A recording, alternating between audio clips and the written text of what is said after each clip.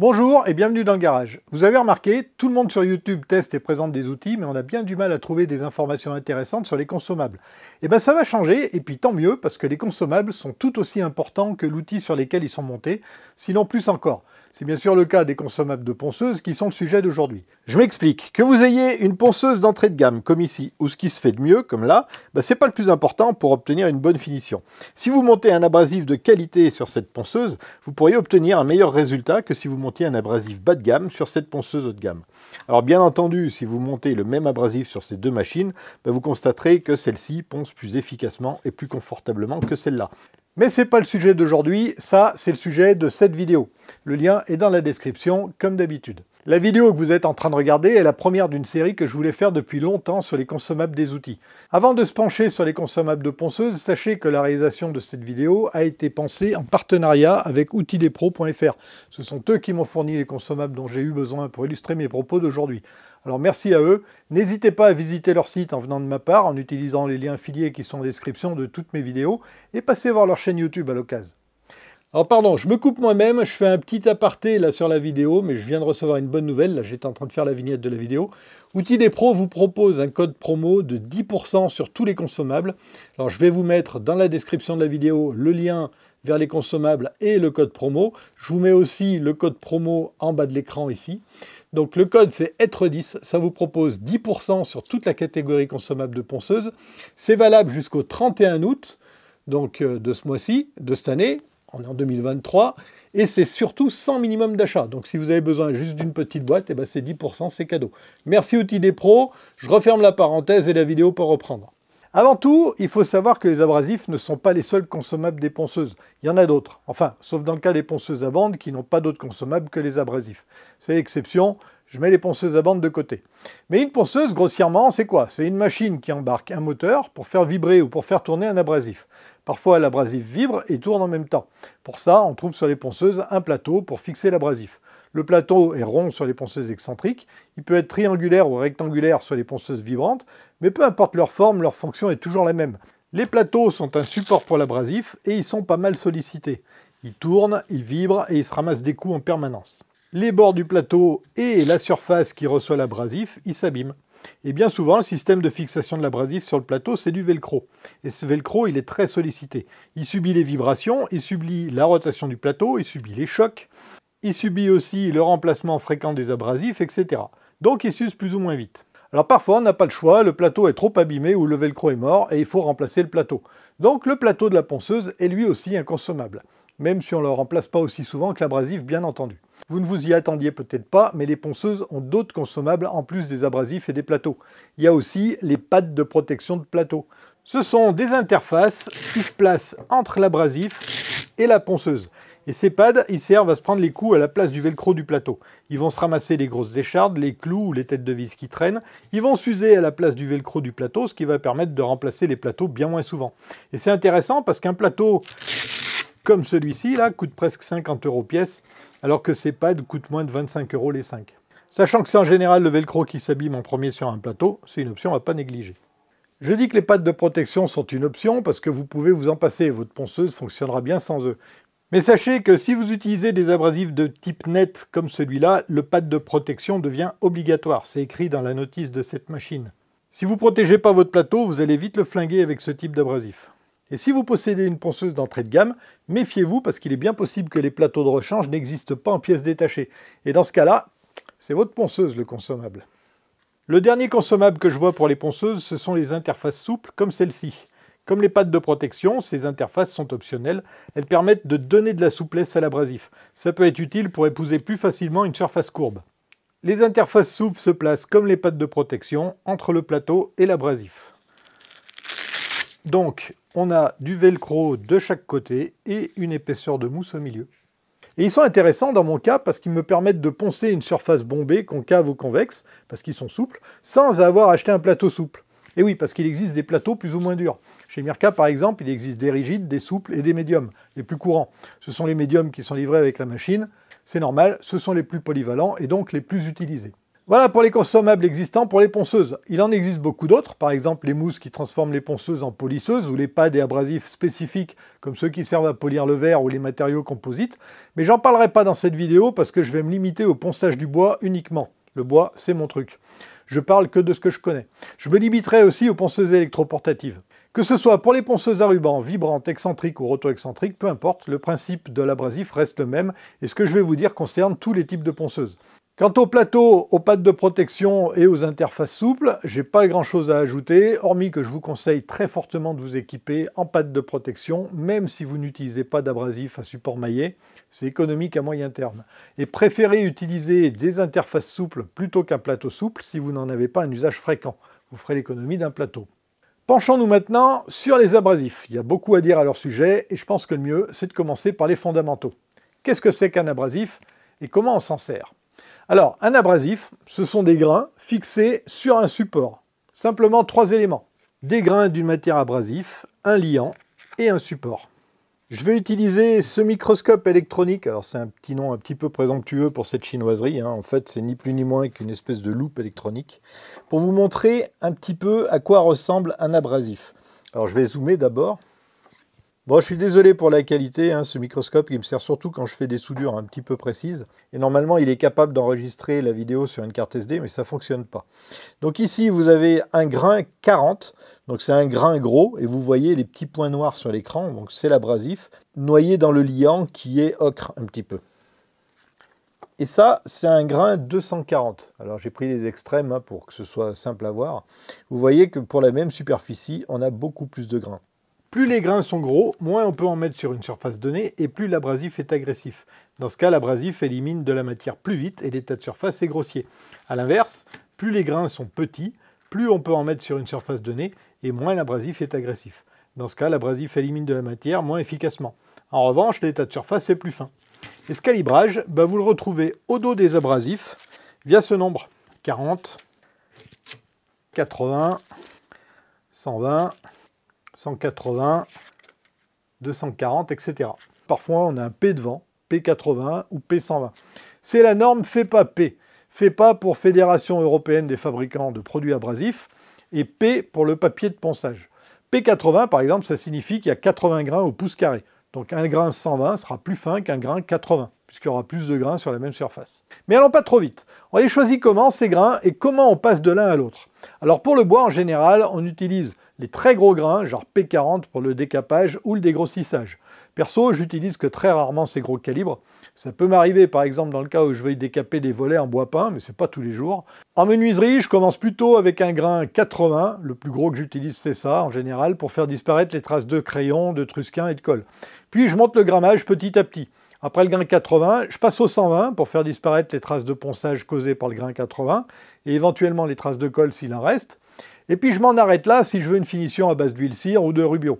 Mais si je veux une finition au vernis par exemple, je fais une légère passe supplémentaire au grain 180, puis je passe un petit coup d'éponge humide pour relever les fibres et je termine avec un ponçage au grain 240, soit à la main, soit à la ponceuse vibrante. Pour un bon résultat, il faut monter le grammage sans sauter d'étape. Pas question de passer du 80 au 180 par exemple. Le 180 ne pourra pas supprimer les rayures que laissera le grain 80. De même, il faut absolument épousseter ou aspirer le bois entre chaque grammage, sinon il peut rester des grains d'abrasif sur le bois à poncer et ça peut rayer votre surface. Et enfin, plus vous montez en finesse de grain, moins il est nécessaire de poncer fort. Jusqu'au grain 80 environ, en fonction des bois, poncez la vitesse maximale de votre ponceuse, puis baissez la vitesse de votre ponceuse pour les abrasifs plus fins. Bon, maintenant qu'on a vu comment utiliser un abrasif, il va falloir le choisir. Et ça, c'est pas simple parce qu'il en existe un paquet. Il existe une multitude de qualités de grains abrasifs, multipliées par une multitude de qualités de liants, multipliées par une multitude de qualités de support. Et le résultat de cette équation, c'est une foultitude de qualités d'abrasifs différents. Alors, comment différencier un abrasif de qualité d'un abrasif qui se résume plus à un peu de sable collé sur du papier? Et comment choisir le bon? Bon, le premier conseil que je peux vous donner d'ores et déjà, c'est de ne pas vous approvisionner dans une grande surface de bricolage. La plupart des abrasifs qu'on y trouve sont au mieux médiocres, au pire carrément nuls. On trouve quand même parfois des abrasifs de la marque Norton, et ceux-là peuvent vous dépanner, ils sont pas trop mal. Mais il y a beaucoup mieux et plus économique à long terme. Alors je ne vais pas y aller par 4 chemins. Si vous voulez économiser votre temps et votre argent pour poncer, il va falloir mettre le prix et investir dans du papier de marque.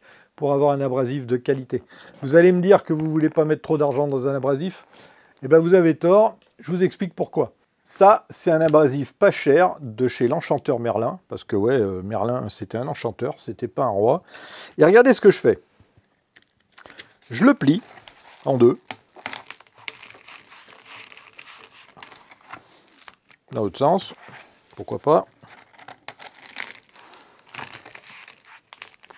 Ça, c'est pour représenter l'usure quand on s'en sert, hein. Je le déplie et regardez. Je vais zoomer. Je ne sais pas si vous voyez bien. Le grain, il n'est plus dans la pliure, il est sur l'établi. Ce papier coûte 3 fois rien, mais il ne les vaut pas en fait. En réalité, ce papier, c'est le plus cher que vous pourrez trouver. Amusez-vous à calculer la quantité d'abrasif qu'il va vous falloir pour poncer, disons, 1 mètre carré avec un abrasif dont les grains se détachent quand on les regarde, et vous avez vite compris. En plus, ces grains qui se sont détachés, ils vont s'accumuler sur votre surface à poncer, et ils vont y laisser des traces.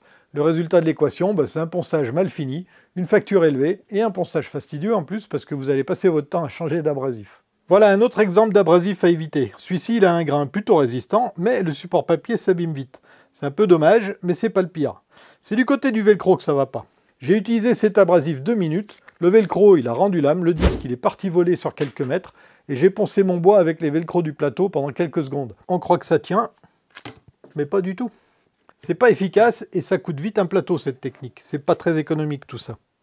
Et puis vous voyez, quand je vous dis qu'il s'use vite, il s'use parfois très vite. Et même parfois très très vite. Donc on en passe vite des quantités et ça revient vite cher. Alors ces deux exemples, ce sont des cas d'école plutôt parlants et malheureusement, ils ne sont pas rares du tout dans le cas des abrasifs premier prix.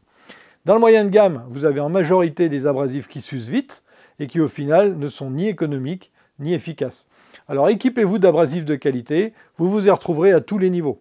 D'abord, vous allez gagner du temps parce que l'abrasif sera plus efficace plus longtemps. Vous allez aussi gagner de l'argent pour la même raison, parce que les abrasifs seront plus durables. Et puis, vous les changerez moins souvent. Et aussi, si vous êtes un pro, puisque vous gagnez du temps, vous gagnez aussi de l'argent, forcément.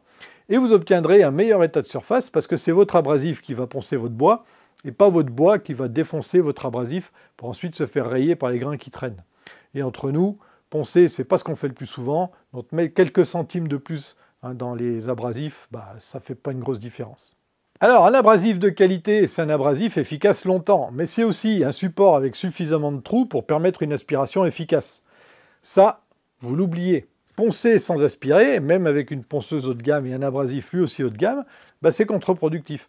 L'aspiration, elle va éliminer la poussière du bois. Donc ça contribue à un ponçage efficace, parce que votre abrasif, il ne va pas se colmater.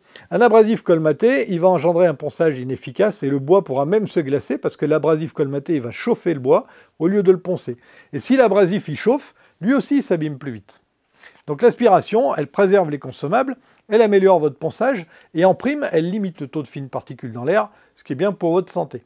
Au passage, on a souvent un revêtement de surface anti-poussière sur les abrasifs haut de gamme pour limiter le colmatage. Et sans aspiration, ce revêtement, il est inutile, et vous le payez pour rien. Voyons maintenant les types de supports pour les abrasifs. Il en existe principalement 2 types, les toiles et les filets. Alors ce type d'abrasif sur toile ou papier a longtemps été le seul type d'abrasif existant. Il est moins efficace que les abrasifs maillés, parce que l'aspiration ne peut se faire que par les perforations. Et vu qu'il n'y a que peu de place entre les grains pour contenir la poussière, ça influe fortement sur la durée de vie de l'abrasif. L'abrasif s'encrasse plus rapidement, surtout si vous poncez des résineux ou des bois déjà huilés ou vernis. C'est pour ça que l'abrasif sur toile est rapidement moins efficace. Il s'échauffe plus facilement et il faut le remplacer plus souvent. Donc ceux-là, ils sont plus durables que ceux-là. Allez, je vous mets un abrasif maillé à la loupe électronique et vous allez voir, regardez, ce qu'il y a en clair, c'est l'abrasif qui est collé sur le support qui est plutôt marron. Et puis les petits traits en nylon blanc, là, les espèces de boucles, c'est le velcro qu'on voit à travers. Et vous voyez que là, l'aspiration, elle peut être que nominale. Il y a plus de trous que d'abrasif. Voilà pourquoi il faut prendre de la qualité plutôt que du premier prix qui semble être économique mais qui n'est pas du tout. Une chose à savoir, si vous appuyez plus fort sur votre ponceuse pour poncer plus vite, c'est contre-productif avec tous les abrasifs. J'en ai parlé dans cette vidéo. Il ne faut pas le faire, surtout avec les abrasifs à support toile, parce qu'en plus ça bouche les trous. Une astuce pour décolmater les abrasifs à support toile, on peut les nettoyer avec une gomme spéciale. J'en ai pas perso, mais moi j'utilise des bouchons synthétiques de bouteilles de vin. Ça fonctionne aussi, c'est un petit peu moins efficace que la gomme, mais ça vous permet de prolonger la durée de vie de vos abrasifs. Cette astuce est inutile pour les abrasifs à support maillé parce qu'ils se colmatent très difficilement. Les abrasifs sur filet ou net ou maillé, comme on dit, sont plus récents que les abrasifs en version toile, même si leur conception a quand même plus de 10 ans. Ils sont aussi plus intéressants à mon sens, principalement parce que l'aspiration est optimisée avec ces abrasifs. Regardez, ici on a 8 trous d'aspiration. Ils sont tous répartis sur le même rayon, alors qu'ici il y en a partout, donc forcément l'efficacité d'aspiration n'est pas comparable si votre ponceuse est équipée de plateaux adaptés aux abrasifs maillés. Un plateau classique sur lequel on va monter ces papiers sera moins efficace qu'un plateau comme celui-ci qui possède beaucoup plus de trous. Mais les abrasifs maillés ne seront efficaces et durables que si vous respectez 2 règles. Première règle, il faut obligatoirement utiliser un protecteur de plateau pour utiliser les abrasifs maillés. Sinon, vous allez bousiller assez rapidement le velcro de votre plateau parce qu'il est forcément plus exposé que derrière un abrasif classique sur support en toile. La deuxième règle, c'est d'utiliser une aspiration. C'est obligatoire avec ce type d'abrasif, sinon il se colmate presque immédiatement. Et de toute manière, moi je vous recommande fortement d'utiliser systématiquement l'aspiration quand vous poncez, peu importe le type d'abrasif que vous utilisez. C'est pour ça que je ne recommande pas les ponceuses à batterie, parce que de toute façon, vous aurez le tuyau d'aspiration accroché à la ponceuse. Toutefois, si vous préférez utiliser quand même une ponceuse sans fil et sans aspiration, vous faites comme vous voulez, je ne suis pas là pour vous dire comment travailler. Dans ce cas, n'utilisez pas d'abrasif avec un filet parce qu'ils seront très vite inutilisables. N'utilisez que des abrasifs à support papier et à trous. Et n'utilisez jamais ce genre d'abrasif, ça n'a aucun sens ça. Avec l'aspiration, les abrasifs maillés sont très performants, il y a plein d'avantages. Il ne reste quasiment pas de poussière sur le bois après ponçage, ça déjà c'est bien. L'aspiration nominale refroidit bien l'abrasif, du coup il est durable et ça permet un ponçage très performant parce que les poussières ne restent pas sur l'abrasif. Et comme la poussière est éliminée immédiatement, la friction générée par la poussière qui resterait entre l'abrasif et le bois n'existe presque pas, ce qui limite aussi l'usure de l'abrasif. Mais même en utilisant l'aspiration, il se peut que les abrasifs sur filet s'encrassent tout de même. Ça peut arriver par exemple si vous percez une grosse poche de résine. Et bien dans ce cas, pas besoin de gomme de nettoyage comme je disais tout à l'heure, vous pouvez nettoyer les abrasifs en les roulant dans vos mains, comme ceci, tout simplement. Les abrasifs maillés semblent bien meilleurs que les abrasifs en toile, comme j'en parle là, mais tout n'est pas rose dans la vie et malheureusement, ces abrasifs maillés ne sont pas parfaits, ils ont des failles. Ils s'effilochent rapidement sur les bords, mais ça n'affecte pas leur durée de vie, significativement en tout cas. Globalement, les abrasifs maillés, ils durent plus longtemps parce que l'aspiration nominale réduit l'encrassement très significativement, comme je le disais, et ce sont des produits haut de gamme en général. Toutefois, de par leur conception, si un abrasif en filet croise un clou par exemple, il va résister beaucoup moins qu'un abrasif en toile, et il va se déchirer ou il va s'enrouler autour du clou. Alors quel type de support choisir? Toile ou filet? Eh bien ça dépend du type de travail à faire. Pour rappel, je parle que du ponçage du bois. Pour résumer, les abrasifs maillés sont plus durables grâce à une aspiration nominale qui prévient l'encrassement et la chauffe de l'abrasif. Toujours grâce à l'aspiration, le fini est meilleur, et l'abrasif reste efficace plus longtemps que cela. Les abrasifs maillés sont pour moi le combo idéal sur tous les critères. Durabilité, qualité d'abrasion et aspiration. Ce sont ceux que je privilégie pour la plupart des travaux, mais pas tous. Sauf dans le cas où je dois dégrossir du bois qui peut contenir des pointes. Dans ce cas, je préfère utiliser d'abord un abrasif toilé qui va mieux résister aux accros. En contrepartie, son encrassement sera plus rapide. Alors si vous voulez dégrossir une planche de palette où il peut rester des agrafes ou des têtes de clous par exemple, ou si vous voulez utiliser une ponceuse sans aspiration, je vous conseille d'utiliser un abrasif toilé. Mais dans tous les autres cas, choisissez plutôt un abrasif maillé pour son efficacité, pour sa durée de vie et pour sa facilité d'utilisation. Et par facilité d'utilisation, je veux dire que le montage se résume à ceci. Un abrasif à trous, lui, il doit être aligné avec les trous du plateau de la ponceuse, bien sûr. Par conséquent, attention déjà à bien choisir des abrasifs toilés avec les trous qui sont disposés comme sur votre plateau. Maintenant qu'on a vu les types de supports, il reste à voir les types de grains. Il y en a pas mal. Il y a du carbure de silicium, de l'oxyde d'aluminium, du corindon, de la céramique et un tas d'autres grains. Pour le ponçage du bois, on va plutôt utiliser des abrasifs en oxyde d'aluminium et en céramique, dans le haut de gamme. Le corindon, c'est plutôt pour le métal, mais ça fonctionne aussi pour le bois. Mais du coup, pour choisir vos abrasifs et leurs grains sans trop rentrer dans la technique, parce que c'est fastidieux et puis on s'en branle un peu, je vais m'appuyer principalement sur la gamme des abrasifs Mirka, parce que j'en ai, parce que j'ai pu les tester et puis parce qu'ils sont excellents. Ce ne sont pas les seuls bons abrasifs du marché, et heureusement, mais ils sont parmi les meilleurs. Et puisqu'on en est à citer les marques, je vous conseille les marques d'abrasifs Mirka et 3M. Ce sont les meilleures marques. Ensuite, il y a Festool qui est pas mal aussi. Mais Mirka est à la fois meilleur et moins cher, à mon avis, ça engage que moi. Mirka conçoit et fabrique ses abrasifs, alors que Festool doit les faire faire, à mon avis. Et encore une fois, je me limite aux gammes prévues pour le bois. Alors vous l'avez compris, les abrasifs maillés sont à privilégier pour la plupart des travaux, sauf pour dégrossir du bois qui peut contenir des pointes. Je passe sur le ponçage sans aspiration parce que c'est pas une bonne pratique. Dans la gamme de Mirka pour dégrossir le bois, je vous conseille la gamme Iridium. J'en ai pas sous la main, alors je vous mets une photo ici. Les abrasifs dans cette gamme ont un support toilé et non pas maillé, bien entendu. L'abrasif est un mélange de céramique, très dur, et d'oxyde d'aluminium, dur également, ce qui donne un abrasif beaucoup plus agressif qu'un abranette classique à granulométrie égale, sachant qu'un abranette, c'est fait que d'oxyde d'aluminium. Alors c'est pas un abrasif qui permet une belle finition, il n'est pas prévu pour ça et il laisse des marques. C'est normal. Il est conçu pour décaper et pour poncer rapidement. Et malgré tout, Mirka le décrit comme universel et le propose dans des granulométries élevées. Alors disons pour être précis qu'il ne donnera pas de finition fine. En fait, la gamme Iridium, elle triche même un petit peu avec la norme FEPA. Si pour un abrasif classique, un P80, ça signifie rigoureusement 80 grains d'abrasif au pouce carré, eh ben, un abrasif Iridium 80 donne en fait un P76, 77 environ. Le système de collage de l'abrasif sur la toile, il est à base de résine et il limite l'encrassement de l'abrasif, comme sur la plupart des abrasifs haut de gamme. Il existe en plusieurs versions, dont une version 121 trous, ce qui est bien si vous avez un plateau conçu pour les disques à branette, parce que l'aspiration sera pas mal du tout. Si je dois dégrossir du bois de qualité menuiserie, sans pointe, je vais utiliser la gamme Abranette Ace HD. HD, c'est pour Heavy Duty, en français, à toute épreuve. C'est un abrasif maillé cette fois. Le support maillé en polyamide est de plus gros diamètre que la maille de la gamme Abranette classique, que j'ai ici. Elle est donc plus résistante. La maille est moins serrée aussi. Et cet abrasif, il est un peu comme l'Iridium, il est conçu pour être plus efficace au détriment de la finition. Les grains sont en céramique, ils sont donc très durs. Je vous rappelle que sur la branette, c'est de l'oxyde d'aluminium. Et pour info, l'ordre des grains du plus ou moins dur, c'est céramique, silicium, oxyde d'aluminium. Et pour la plupart des travaux, c'est-à-dire 95% du temps, je vais poncer avec la gamme Abranette classique, celle-ci. L'abrasif est maillé, fin, comme on l'a vu, extrêmement polyvalent. Il convient pour la plupart des matériaux en plus du bois. Il est très durable, ses grains sont en oxyde d'aluminium, pas de céramique pour cette gamme-là. Si vous voulez de la céramique, il existe une gamme Abranette Premium, on va dire, la gamme Abranette Ace. Donc cette gamme est similaire à la gamme Abranette, mais c'est la taille au-dessus, elle est conçue pour les surfaces les plus dures. Les grains en oxyde d'aluminium sont remplacés par des grains céramiques pour les grains 80 à 240 et des grains enrobés de céramique pour les grains à partir de 320. Les bords de l'abrasif sont aussi renforcés. La gamme Abranette Ace est inutile pour le bois, donc ça ne sert à rien d'en acheter parce que ça coûte plus cher, mais je vous en parle pour votre culture générale.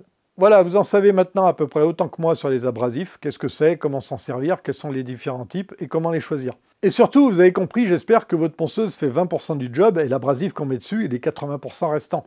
Je suis passé à la branette il n'y a pas très longtemps, je l'ai testé avec ma vieille ponceuse par curiosité, pour pouvoir tester l'écart de ponçage entre les abrasifs avec une ponceuse avec laquelle j'ai l'habitude, et j'en reviens pas de l'écart de résultat sur du bois. Par rapport à mes anciens abrasifs d'Amazon et de grande surface, c'est vraiment le jour et la nuit. Je vous fais un dernier petit comparatif à la loupe. Ça, c'est un grain 40 en toile bas de gamme. L'abrasif, vous voyez, c'est les petites taches noires. Je ne sais pas si c'est très clair, mais il n'y a rien de bien pointu. Ça dépasse un petit peu du liant, mais ça s'arrête là. Et ça, c'est l'Abranette Ace HD, toujours en grain 40. Et là, les grains, vous voyez, ce sont les petits points blancs. Ils sont pointus. Il n'y en a pas beaucoup, mais ils sont gros et surtout, ils sont pointus. Donc ça va forcément rayer beaucoup plus fort que ces machins déjà émoussés alors que le truc est neuf. Là, forcément, ça sera plus efficace. Et toujours avec cette aspiration, bien sûr, qui est nominale. Pour vous qui, comme moi, peut-être trouvez le ponçage pénible, avant d'envisager de changer de ponceuse, essayez d'abord de poncer avec des abrasifs de qualité. Je vous en mets une sélection dans les liens affiliés dans la description de cette vidéo. À l'usage, ça ne revient pas plus cher, mais le résultat, il est incomparable. Et si vous voulez aussi acheter une ponceuse ou en changer, allez voir ces deux vidéos. Voilà, c'est tout pour aujourd'hui. Je vous souhaite de bons bricolages et je vous dis à très bientôt dans le garage. Bisous!